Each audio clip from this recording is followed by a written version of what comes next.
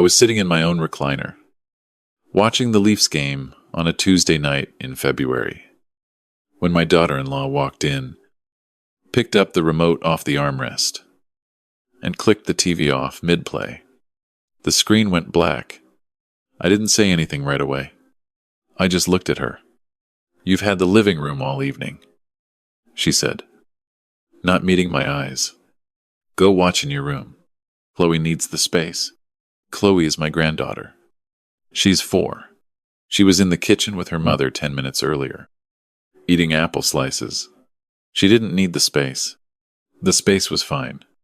I looked past my daughter-in-law to the hallway, where my son Nathan was standing with a coffee cup in his hand.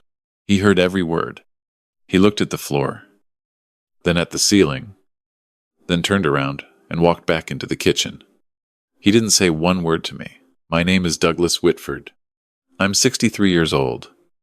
I live in a 2-story house on a quiet street in Mississauga, Ontario. I bought this house in 1994 with my late wife Margaret.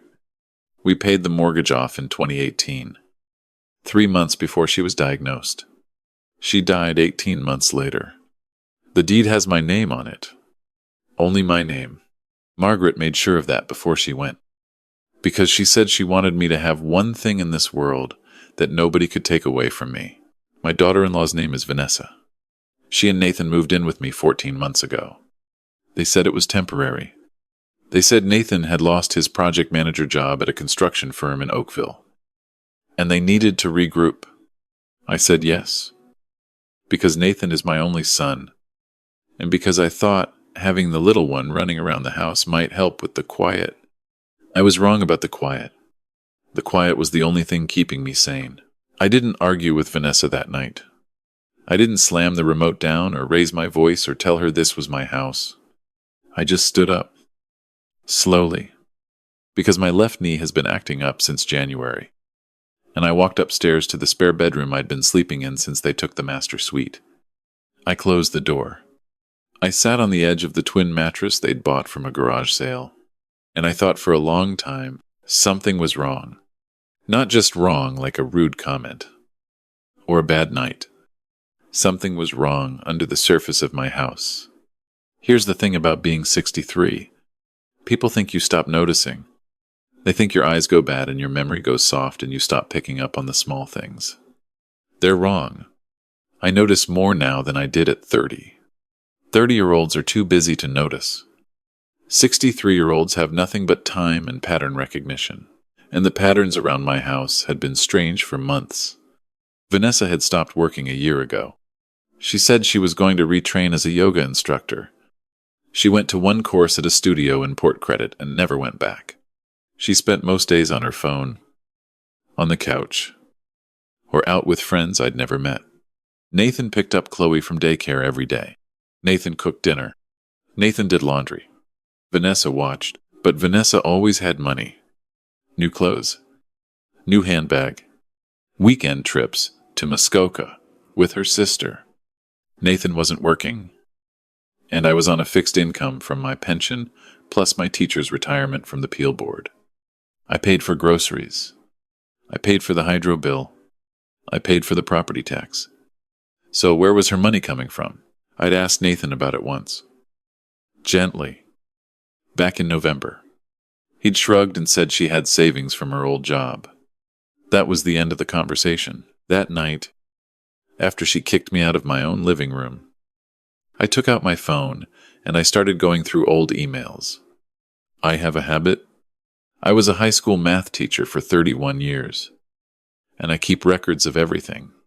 Bank statements, tax returns, receipts, insurance paperwork.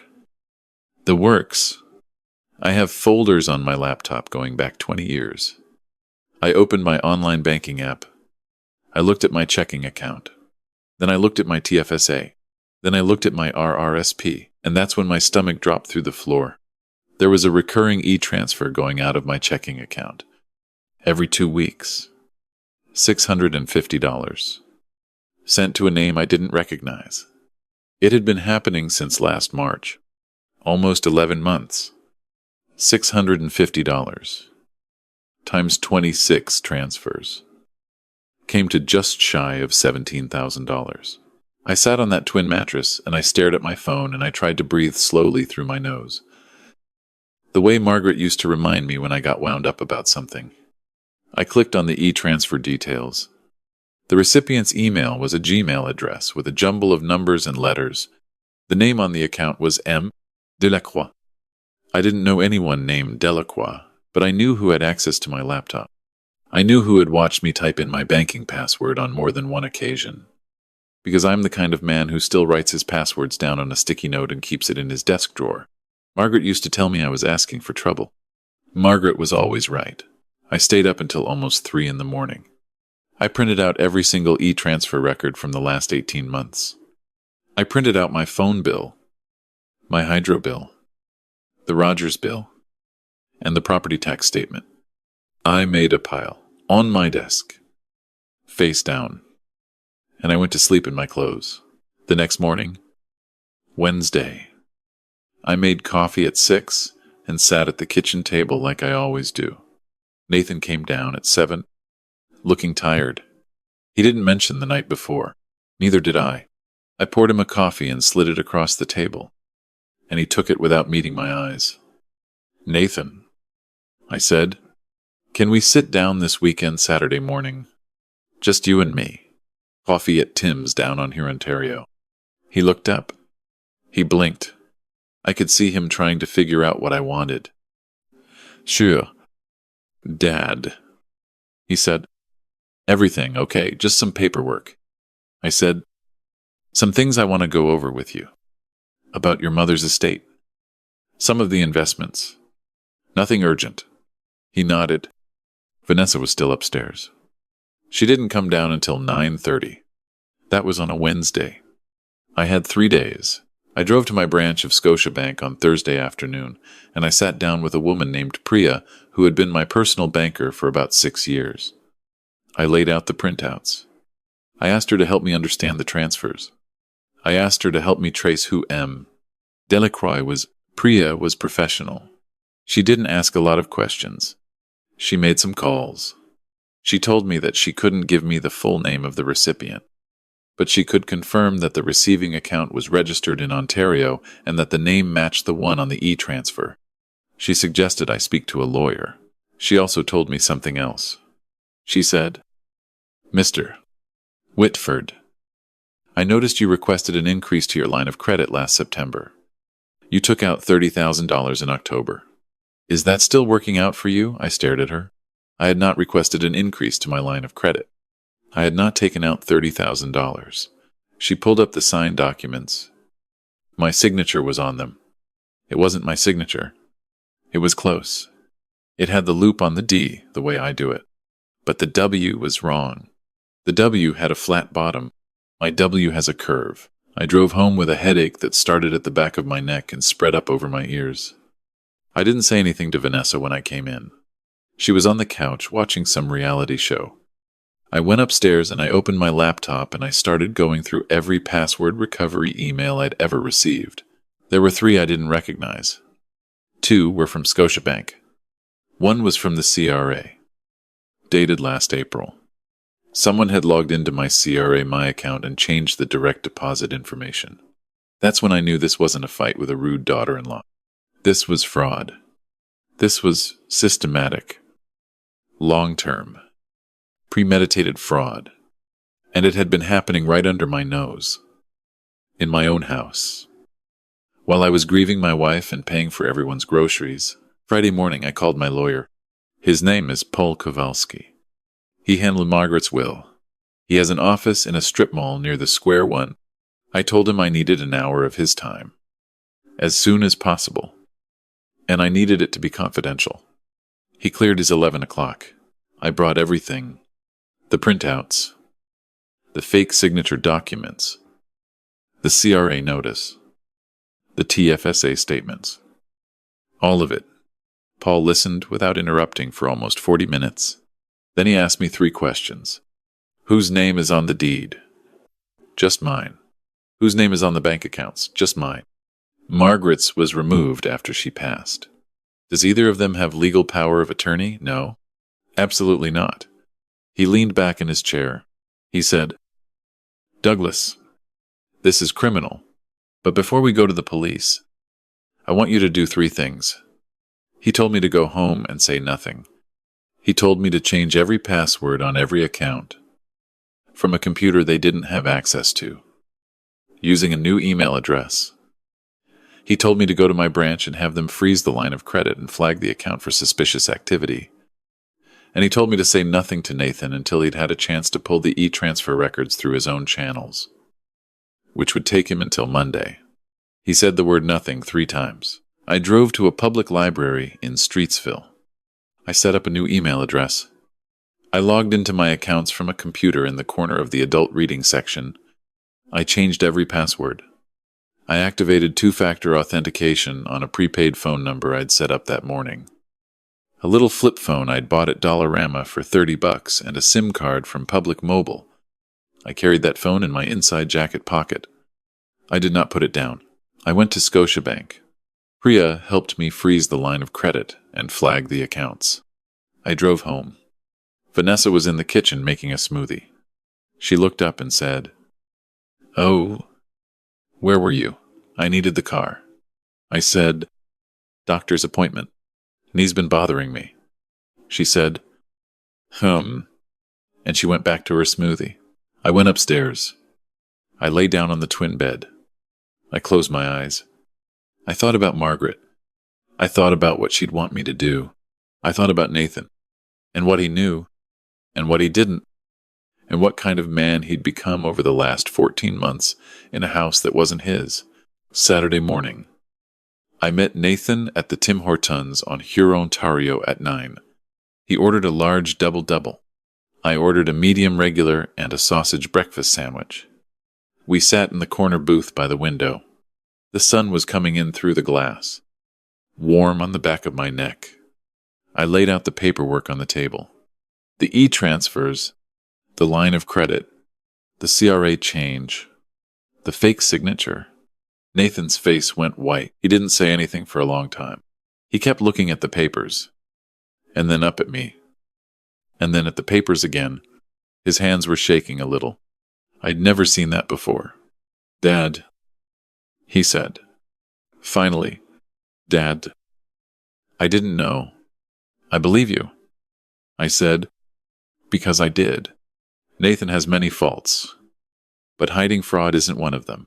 He can't lie worth a damn. Never could. When he was 9, and he broke the garage window with a baseball, he confessed before Margaret even asked, "You think Vanessa did this?" "I know Vanessa did this," I said, "but I need you to help me prove it. And I need you to decide, right now, whose side you're on." He looked at me. He looked out the window. He looked down at his coffee. I could see him doing the math. His wife, his daughter, his home, his father, his late mother's house. "Whose side am I on?" he said. Slow. "I don't even know who my wife is anymore." I told him everything Paul had told me. I told him the plan. I told him what I needed him to do. Nathan asked me one question. "Dad, is Chloe going to be okay?" "Chloe is going to be just fine," I said, "because you and I are going to make sure of it." He nodded, and for the first time in probably 8 years, my son reached across the table and put his hand on mine. On Monday morning, Paul called me. He had the e-transfer records. M. Delacroix was a real person. His full name was Mark Delacroix, age 34, residing in a condo in Griffintown, Montreal.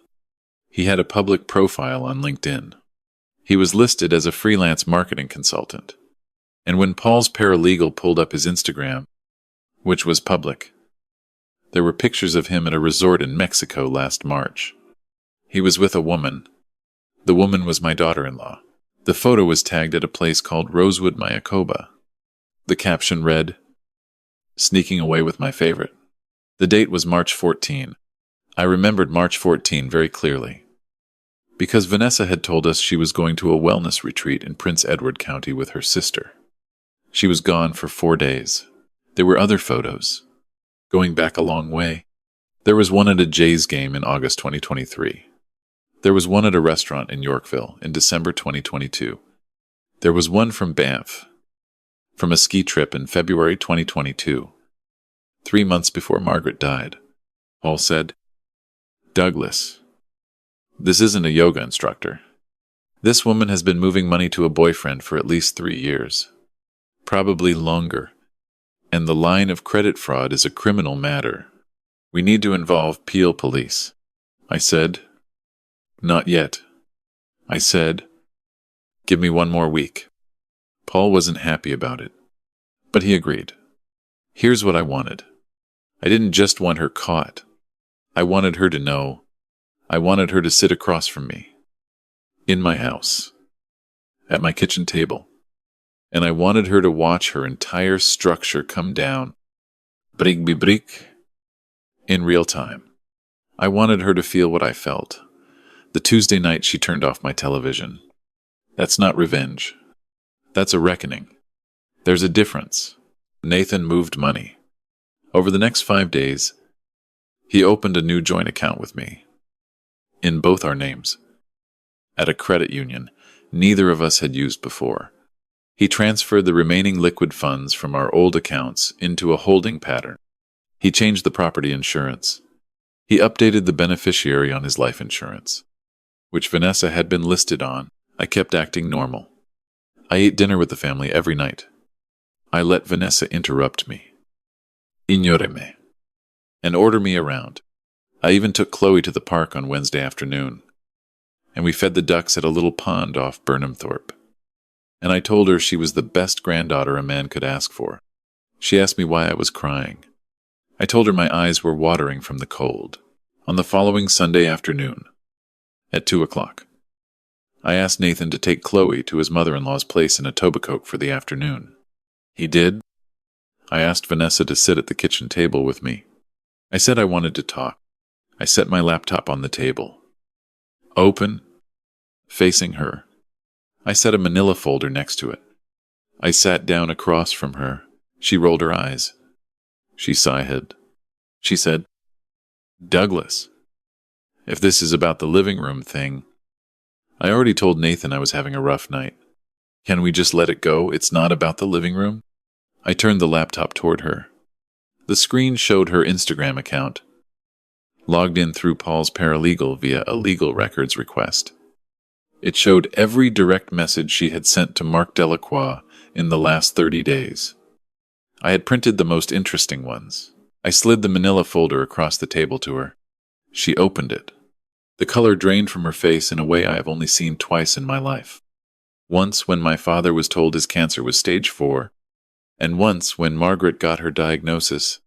It's a very specific shade of gray. The human body does it when the brain realizes something catastrophic has occurred. "Where did you get this?" She said, "You made the mistake." I said, "Of assuming I'm an old man. I'm not an old man. I'm a retired math teacher, and I keep records." She started to stand up. I said, "Sit down." She sat down. The e-transfers to Mark Delacroix total $16,900. The line of credit fraud you committed on September 19th last year totals $30,000. The CRA account breach is a federal offense. The forged signature on the line of credit application is a separate criminal charge. Identity theft, mail fraud, bankfraud, and probably a few I don't know the names of. She opened her mouth. Nothing came out. My lawyer has copies of everything. My son has copies of everything. The credit union has a complete record of all transactions, going back 5 years. The police have not yet been contacted. That will happen tomorrow morning at 9 a.m. "Douglas," she said. Her voice cracked. "Please, I can explain. I was going to pay it back. It wasn't what it looks like. It's exactly what it looks like. Nathan doesn't know anything about this." She said, "Please, for Chloe, please." I looked at her for a long time. "Nathan knows everything. I said, Nathan is known for 8 days.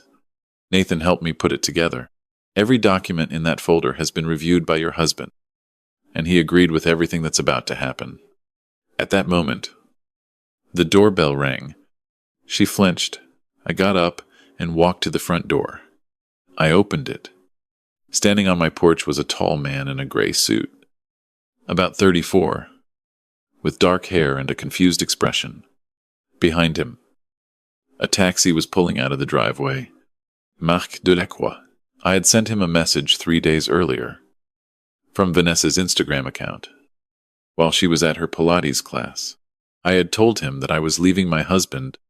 I had told him that Sunday afternoon, at exactly 2:15, he needed to come to my address in Mississauga, because I had something important to tell him in person, something I couldn't say over text. He took the bait. He took the bait so fast. It was embarrassing. He'd flown in from Montreal that morning. I'm here to see Vanessa, he said. Come in. I said, she's in the kitchen. I led him through the foyer, past the living room where she'd turned off my television 2 weeks earlier, and into the kitchen.